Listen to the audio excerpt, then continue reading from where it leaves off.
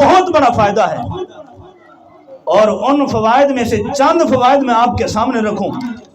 حضور نبی نہ بن کر آتے تو صحابی نہ بنتا، حضور نبی نہ بن کر آتے تو تابعی نہ بنتا، حضور نبی نہ بن کر آتے تو تبع تابعین نہ بنتے، حضور نبی نہ بن کر آتے تو آپ اپنے آپ کو امتی نہ کہلوا سکتے، حضور کا امتی نہ کہلوا سکتے۔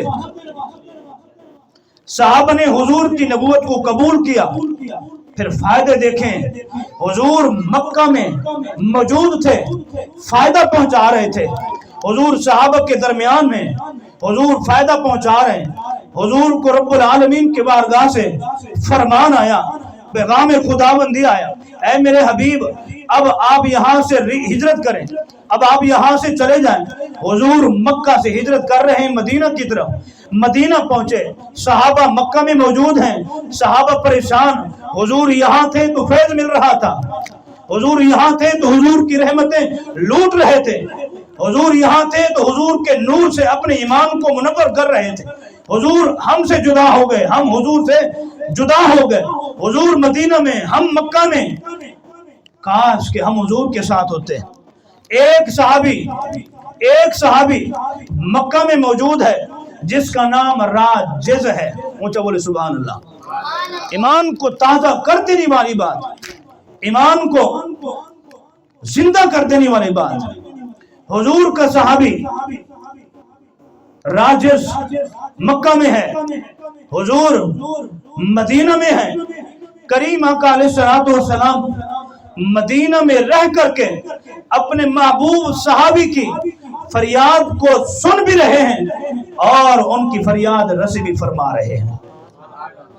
توجہ سے، حضرت ام المؤمنین میمونہ رضی اللہ تعالی عنہا، حضور کی زوجہ محترمہ حضرت ام المؤمنین فرماتی ہیں کہ کریم آقا علیہ الصلوۃ والسلام گھر میں تشریف فرما رہے تھے اور یوں فرما رہے تھے، نصرتا نصرتا نصرتا، 3 مرتبہ حضور نے فرمایا نصرتا نصرتا نصرتا، تیری مدد کر دی گئی، تیری مدد ہو گئی، تیری فریاد رسی ہو گئی۔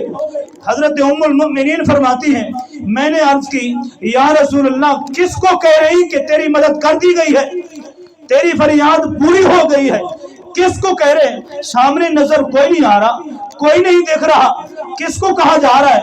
کریم آقا علیہ الصلوۃ والسلام نے لب کشائی فرماتے ہوئے فرمایا، اپنے لبوں کو جنبش دیتے ہوئے فرمایا ام المؤمنین میمونہ میں مکہ سے مدینہ آ گیا ہوں، میرا صحابی راجز وہاں پریشان ہے، غمزدہ ہے، حزن میں مبتلا ہے، مجھے وہاں سے پکار رہا ہے یا محمد یا محمد یا محمد، مجھے وہ بار بار پکار رہا تھا، میں اسے کہہ رہا تھا نصرتا نصرتا نصرتا، وہ مکہ میں رہ کر مجھے فریاد کر رہا تھا، میں مدینہ میں بیٹھ کر کے اس کی فریاد رسی فرما رہا تھا۔ سبحان اللہ۔ صحابہ کو حضور کی اس انداز سے رحمت ملی، حضور کی نبوت کا اس انداز سے فائدہ ملا، حضور کی زیارت کے فائدے ملے، حضور کے دیدار کے فائدے ملے، تو کیوں نہ پھر صحابی رسول صلی اللہ علیہ وآلہ وسلم مرنے کے بعد